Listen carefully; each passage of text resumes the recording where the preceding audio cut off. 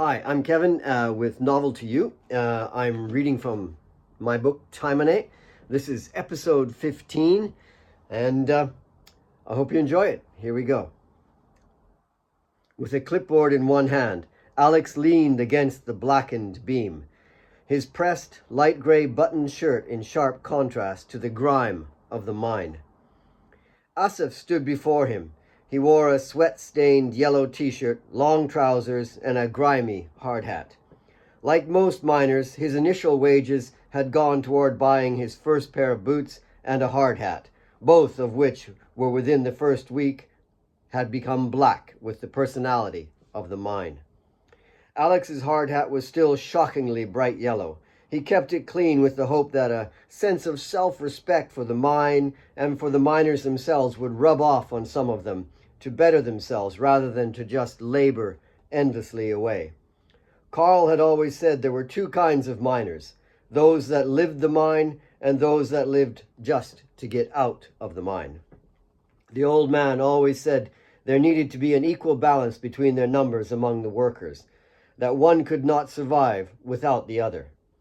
Alex thought the contrast in cleanliness also served to reinforce a subtle separation in the minds of some of the miners, to hope for a future beyond just the dark walls. Asif was bobbing in front of Alex as they stood to one side of the tunnel.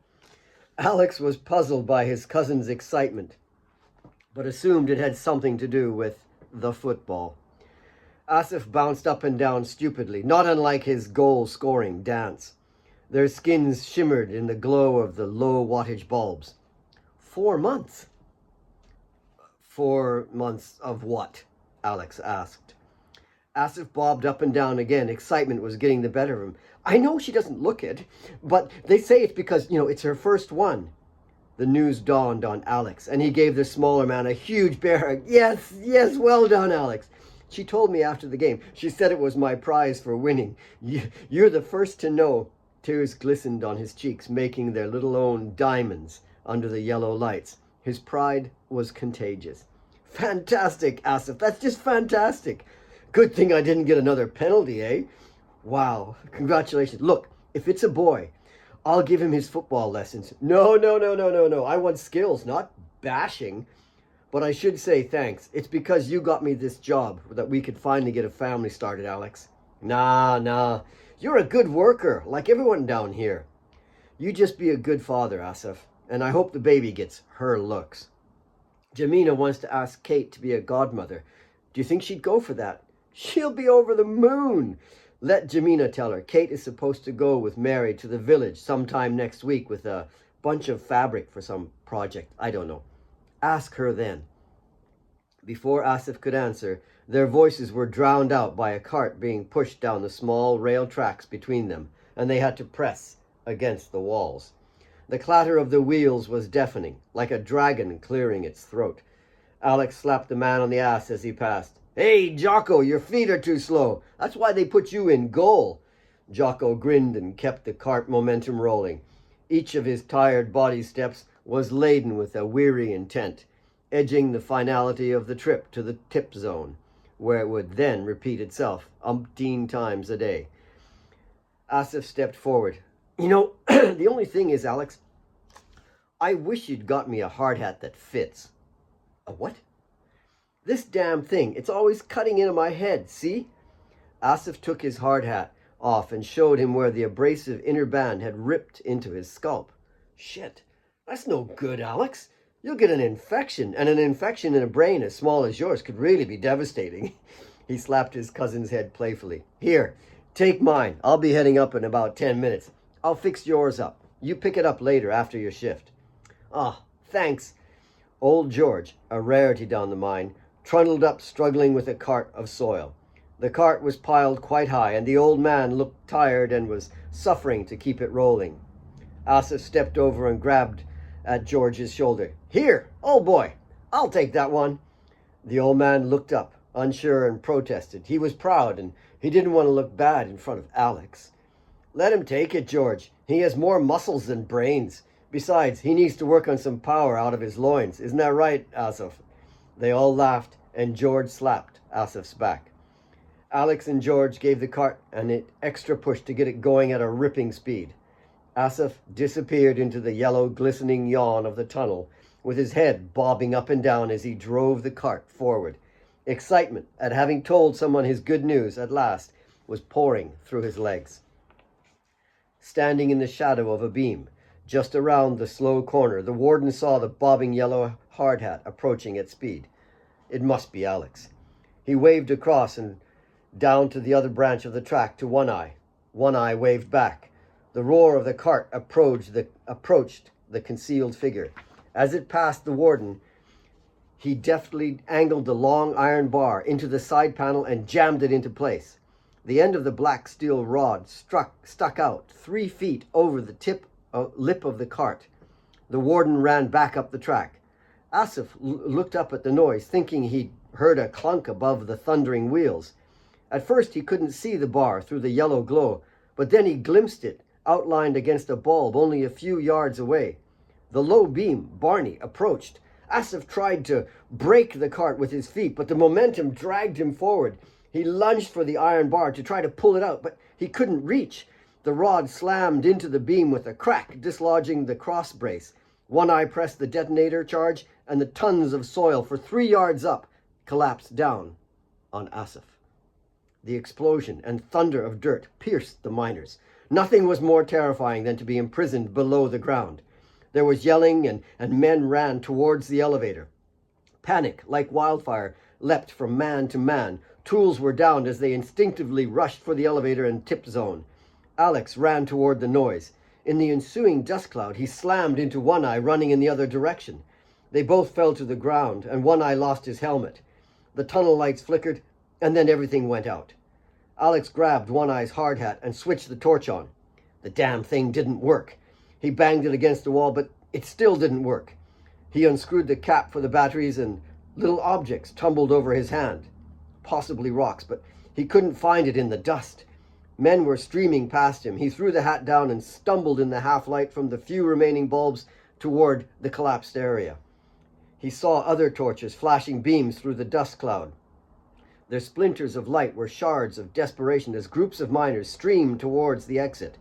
Alex moved through the dust and came upon a mound of soil about 3 yards high and 10 yards long. A massive cavity yelled down from above where the soil had been. Alex scrambled up and over the pile to the other side. He saw a figure waving a torch at the men, herding them toward the pit in the haze, and he yelled to him, "Who was the last cart through?" "It was Jocko." "You sure?" The man nodded, and Alex realized Asif was buried below. "Get shovels and men! More men! Asif's buried under here!" Thoughts of self-preservation vanished, and the panic evaporated as the need to save one of their own ripped through all the men's minds. The men scrambled to find shovels and bring carts, and a fever to save the chirpy Asif raced inside their arms. The men attacked the mound of soil as if it were some demon, not thinking of any future danger, only of Asif below.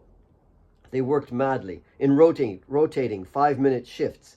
Only Alex refused to give up his shovel. His eyes glazed with desperation as he threw shovel after shovel after shovel of soil from the mound. Sweat poured off the men as the minutes ticked by. After 20 minutes, a shovel struck the yellow hard hat. The men dug wildly in the area, but it was another 3 minutes before Asif's limp body could be pulled free from the soil. He was dead. All the miners collapsed on the mound of dirt. Alex cradled the battered body of Asif. He was crushed by the tons of soil and suffocated slowly as the men scrambled above. Could they have been faster? Alex leaned back against one of the propped beams that fell from the roof. He was exhausted. He stared at his feet, transfixed with trepidation. The body was already cold. How would he tell Jamina? 2 men came and took the body of Asif off Alex's arms. They carried him slowly through the mine toward the elevator shaft. The taste of loss stifled the movements of the men. Everything had slowed, numbed. They only wanted out now. Alex rocked his head back and gazed up at the depression above him. A white strand stuck in a crevice of the blackened beam caught his eye, and he crossed to it. He picked at it. Immediately, he noticed the coarse, stiff coating on the wire. It was part of a detonator wire. He put it in his pocket and followed the others out. He remembered the hard hat, and then he dashed back to pick it up. He arrived at the point where he had bumped into one eye and scoured the area. But the hat was gone. He cursed and jogged back to the group near the elevator. Claire and Nick were having lunch on the veranda. They had spoken very little since his outburst to Kate. There was a repositioning taking place between them, and the early brooding of a storm. The storm was not of anger or violence, but an emotion more threatening. It was the kind of storm that erupts when self-preservation and greed clash in an evil dance of manipulation. An unspoken hint of suspicion lingered like a subtle change in the barometric pressure. There was a cooling awareness between them. Intentions were suspect, and not everyone had declared with confidence where they would stand during the coming decisions. Kate and Mary were dining in the kitchen. A panicked young voice yelled long before the little body made it to the top of the hill. The boy, a new helper around the mine, ran as hard as he could, screaming for the two sisters. They saw him coming for several seconds before he actually reached them. "Miss Claire! Miss Claire! Miss Kate, the mine!" Claire looked up, shocked by the noise and intrusion. "There was a big bang in the mine! Someone can't get out!" Claire jumped up without a second thought and dashed down to the mine. Nick stood casually and smiled. Kate blasted through the door and glanced at him, catching the end of his grin. They stared momentarily at each other. Nick finished his mouthful and took another swig of his beer as he walked down behind the running Kate. He called after her, "I sure hope it's not anybody I know." He laughed, but only Mary in the doorway could hear him. Kate and Claire were already approaching the elevator. Men from different areas of the mine crowded around the elevator as the cables went tight. Fear blanketed their thoughts as they waited for news from down below. Slowly, the small cubicle reached the surface, and Alex led the men from the mine across to the office. 4 men carried the limp body between them. The drooping, shattered bones were a sad testimonial to the once vibrant, childlike heart that barked a frightening silence out at the men. The Land Rover had several blankets piled on the floor to cushion the body, and one draped across Asaf's body. Alex lifted the tailgate up and closed it as gently as he could. The metallic click of the gate caught in their throats, echoed in their thoughts. Alex walked around the end of the truck. Kate and Claire stood together and stared at the truck box. Both were shaken. It was odd to see the two of them supporting each other over someone Claire didn't even know. The miners were beginning to wander back toward the compound. The day had reached an impasse. A dull fear mixed with loss and anger brewed in their thoughts. Several of the men reached in to touch the body. No one spoke. Strangely, it was Claire who stepped forward first. She didn't know how to bridge the gap between her and Alex. Anything to do with Alex was painfully awkward for her. She stood before the large, brooding black bulk of muscle and then lightly stroked Alex's arm before turning and walking away. It was all she could do. She moved over and stood beside the resentful, glowering Nick. Claire held his arm at the elbow. Nick was annoyed at the failure of his plan. Nick shattered the atmosphere by yelling out at the receding miners, "You men get back here at 6 tomorrow morning. You gotta clean that shaft up." Kate and Claire stared at him. He turned back to the truck. "What?" "It's the best thing. Get 'em back down there, soon as possible. Shore the damn thing up." Alex opened the door to the Land Rover. It creaked loudly. I'll take him back to Jamina in Morundi. Kate walked around to the passenger door. I'm coming along. Thanks. It was all he felt like uttering. He turned the key and the roar of the engine brought a finality to the accident. They drove away, leaving Claire and Nick standing in the deserted yard. Alex and Kate glanced back before passing through the gate. Nick was gone, but Claire still stood in the yard. Perhaps she wasn't as hard and grizzled as she portrayed. She looked small and needy. There was no one for her to lean on. Kate, she had Alex. Mary had many friends among the village wives, but Claire, in truth, was alone.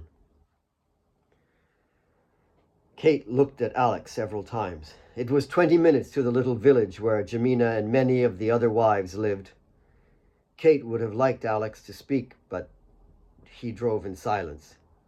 He drove at a considered speed and tried to pick the smoothest route down the dirt road, hoping to somehow protect the bouncing weight wrapped in blankets. The interior of the Land Rover was hot and dusty. Kate worried that it might be dusty for Asif. Her mind bounced with the road as she thought how strange and detached the whole accident seemed. It was a surreal occurrence after her father's death and the full-blown love she was now enjoying. How could this occur when she was so full of life? She felt guilty for the joy she had. What would happen to Jamina? As they approached the small village, she touched Alex's arm and asked him to stop. She jumped out and hurried around to the back of the truck. She climbed in and took the cover from Asif. She shook the dust off it and wiped his face. She turned his head, but the broken neck made it flop. She bundled some clothes on either side to support it. She then made sure his clothing was straight and that his lips and eyes were peaceful. She hurried back into the cab. Thank you, Alex said. She said nothing. What was there to say? The village was simple, with a few corrals of chickens and goats. There were several dozen mud-thatched houses. The population was mostly female, as the men stayed in the compound when they were working. Though the huts appeared rustic, they were large and very well kept. It was not a slum in any way, just simple rural living. There was a house halfway through the village with a small flower garden in the front and a healthy vegetable patch to the side. On the front door, the winner's ribbon from the football tournament was proudly displayed. It was unusual to have a visit from the mine, and many of the women gathered around upon their arrival. As soon as they got close to the truck, their curiosity was hushed with despair for the young mother-to-be. Kate went to knock on the door, while Alex carried the body from the truck to the door. Jamina opened the door, happy to see her friend Kate. She welcomed Kate through the door, but then saw Alex coming from the rear of the truck. She knew immediately that the figure draped in blankets was her husband. She ran out and stood before Alex, frozen, unable to touch the covers. Her entire body quivered and her eyes shot upward, then back to Kate, who was right behind her. The scream shredding her heart could not burst forth. She just shook her hands madly in front of her, as if trying to stop an unwanted presence from coming towards her. The flames of her reality were just burning her, scorching her dreams. She thought it was some other horror or some sadness not for her. It couldn't be for her. It mustn't be for her. She turned back to Kate, then back again to Asif, and immediately buried her face in Asif's body. She stayed there, smelling his still cold body. Alex didn't know what to do. Jamina ripped the body out of Alex's arms and carried him into her hut. She was a small woman and struggled with the much larger body, but would accept no assistance. She laid Asif out on the kitchen table. Several of the local women rushed in to help her. Alex and Kate entered and stood to one side. The women fussed over the body, trying to make it presentable. In the confines of the small, proud hut, an alarming grief erupted. Immense pain and loss showered from the small woman over the still body of her love. It burst forth without shame, without embarrassment. After several minutes, Taemane came to them both and put her arms around Alex and Kate. The loss was inclusive. Kate and Taemane cried on each other. No words were said. Words had little place in a shattered heart.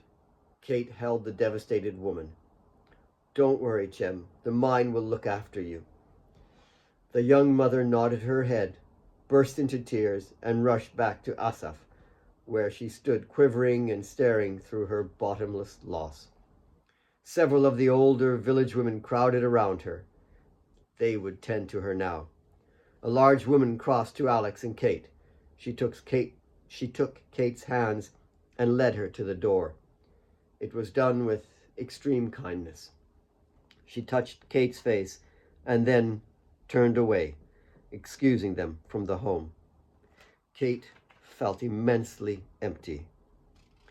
It was early evening by the time the Land Rover rolled toward the mine. They had stopped by the church and made arrangements with Father Stanley. The African heat would not allow a delay. Kate had handled all of the arrangements, and then they had to return to the village to inform the older women about the transporting the body by lunchtime for a late afternoon burial tomorrow. Back in the village, among the older women, was the only time Alex had spoken. His silence was unnerving, and Kate worried there was more to his grief than she realized. All the way back to the mine afterwards, there was silence as the hollow tunnels of the headlights burrowed an intent into the night. Alex turned the engine off and let the Land Rover roll to a standstill 30 yards from the entrance gates to the mine. The crunching of the tires on the road was crisp and intrusive, crackling their thoughts. The mine was still. Long shadows carved the ground between the buildings, cast by the golden glow of the security lights.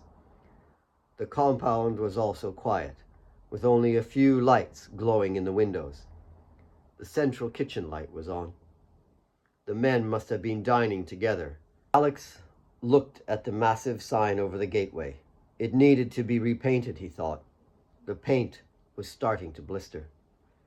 Kate watched him as he peered straight ahead.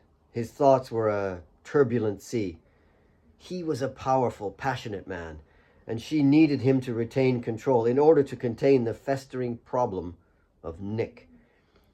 She stroked his muscular forearm as it rested on the steering wheel.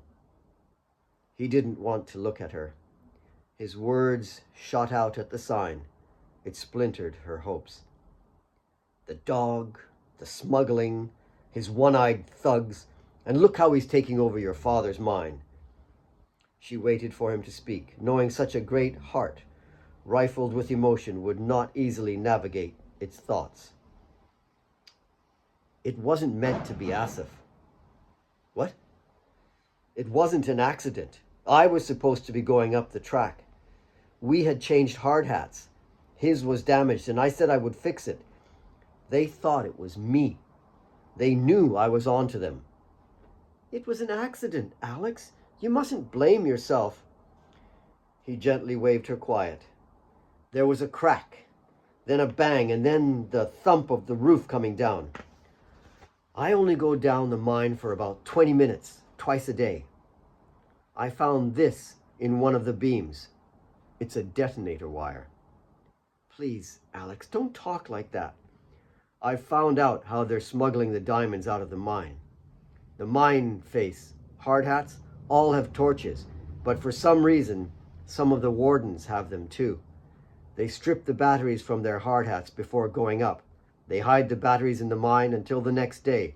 The helmets are handed in at the top, and the diamonds are taken out. The people are searched, but not the hard hats.